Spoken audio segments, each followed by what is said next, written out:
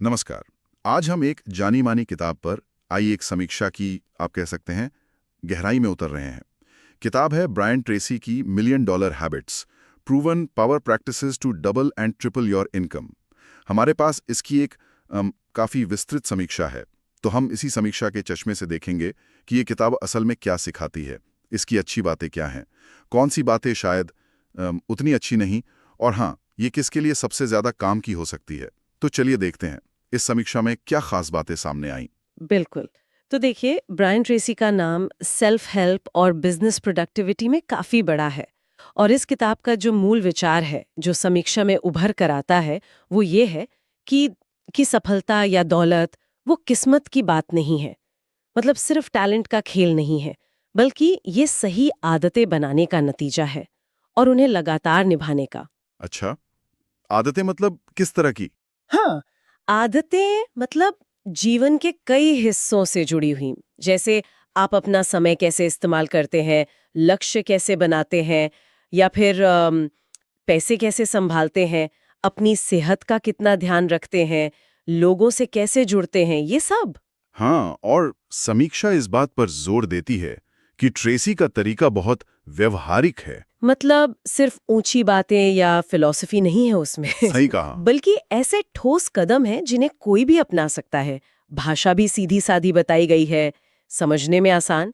लेकिन जो बात मुझे समीक्षा में दिलचस्प लगी वो ये है कि इसका दायरा सिर्फ पैसा कमाने या करियर तक ही नहीं है। आपने बिल्कुल सही पकड़ा।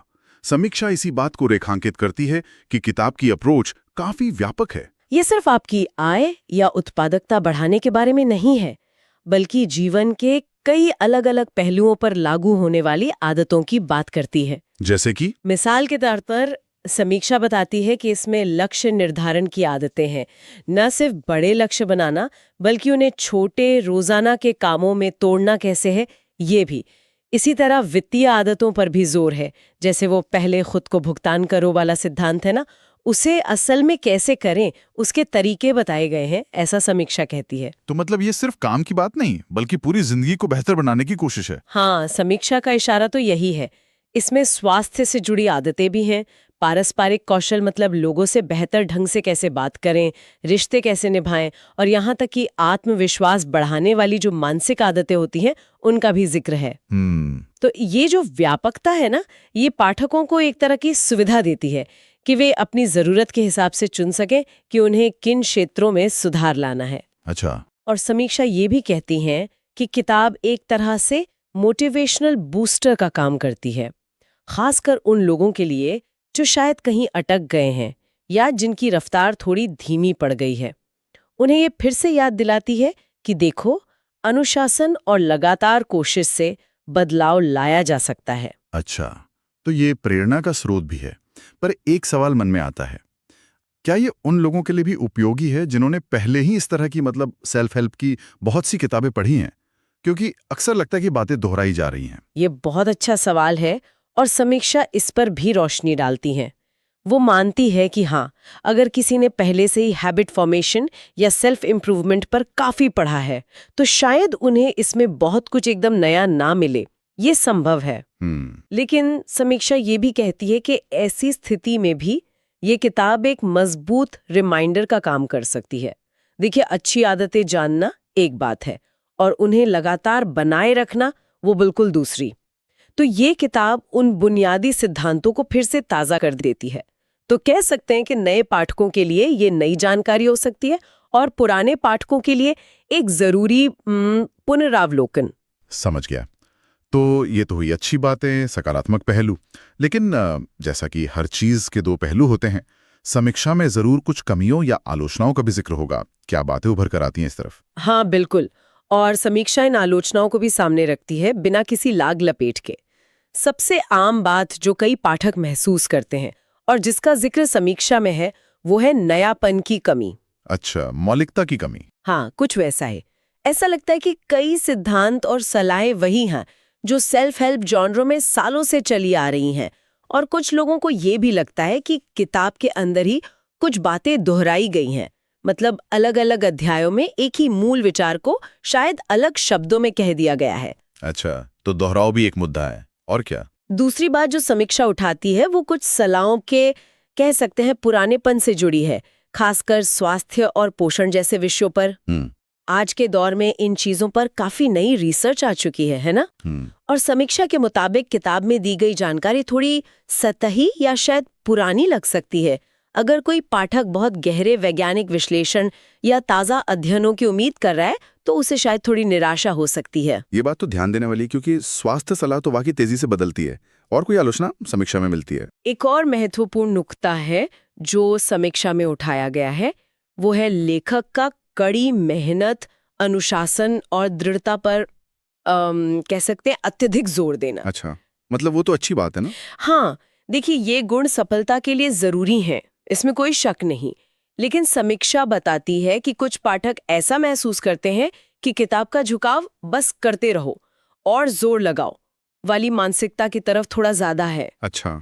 और इसमें शायद आराम, मानसिक स्वास्थ्य का ध्यान रखने या जीवन में जो बाहरी चुनौतियां आती हैं जैसे नौकरी छूटना, बीमारी, पारिवारिक जिम्मेदारियां, इनके असर को शायद उतनी तवज्जो नहीं दी गई है। हाँ, ये संतुलन वाला मुद्दा तो आजकल बहुत अहम है। मानसिक स्वास्थ्य, बर्नआउट। तो क्या समीक्षा का मानना है कि ये किताब इस पहलू को नजरअंदाज करती है? पूरी तरह नजरअंदाज तो नहीं कहा जा सकता, लेकिन समीक्षा का इशारा यही है कि जोर काफी हद तक व्यक्तिगत प्रयास और इच्छा शक्ति पर है। तो ये बाहरी परिस्थितियों या आराम और रिकवरी के महत्व को शायद थोड़ा कम आंकता हुआ लग सकता है। और ये हमेशा एक बहस का विषय रहता है कि सफलता में कितना नियंत्रण हमारे हाथ में है और कितना बाहरी कारकों पर निर्भर करता है। समीक्षा के अनुसार किताब शायद इस संतुलन को पूरी तरह नहीं पकड़ पाती है। समझा।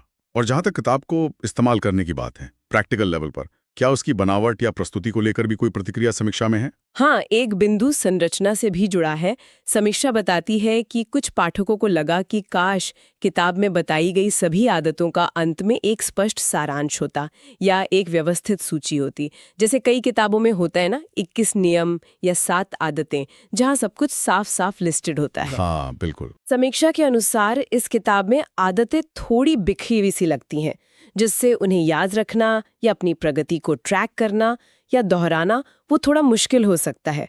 एक बेहतर संरचना शायद इसे और ज्यादा यूजर फ्रेंडली बना सकती थी। ये तो बहुत ही प्रैक्टिकल फीडबैक है। तो इन सभी बातों को ध्यान में रखते हुए, अच्छी बातें, कमियां, प्रस्तुति, समीक्षा के हिसाब से ये किताब असल में किन लोगों के लिए सबसे ज्यादा फायदेमंद साबित हो सकती है? कौन है वो लोग? देखिए, समीक्षा का विश्लेषण इस मामले में काफी साफ है। ये किताब उन लोगों के लिए एक बेहतरीन शुरुआती बिंदु हो सकती है जो सेल्फ इम्प्रूवमेंट या आदतें बनाने के विषय में बिल्कुल नए हैं। भले ही कुछ विचार अनुभवी पाठकों को सामान्य लगे, लेकिन बुनियादी अच्छी आदतें अक्सर सरल ही होती हैं ना। सही बात है। साथ ही जैसा हमने पहले कहा, ये उन लोगों के लिए बहुत अच्छी हैं जिन्हें एक मोटिवेशनल किक चाहिए। कोई नया काम शुरू करना है या कहीं अटकी हुई गाड़ी को धक्का देना है या बस अपनी मौजूदा अच्छी आदतों को और मजबूत करना है, उनके लिए ये बढ़िया है। और शायद उनके लिए भी जो ज्यादा थ्योरी या रिसर्च में नहीं उलझना चाहते, बस सीधा एक्शन प्लान चाहिए। बिल्कुल। जो लोग जटिल मनोविज्ञान या विस्तृत रिसर्च के बजाय सीधी साधी एक्शन लेने लायक सलाह चाहते हैं, उन्हें ये किताब पसंद आएगी।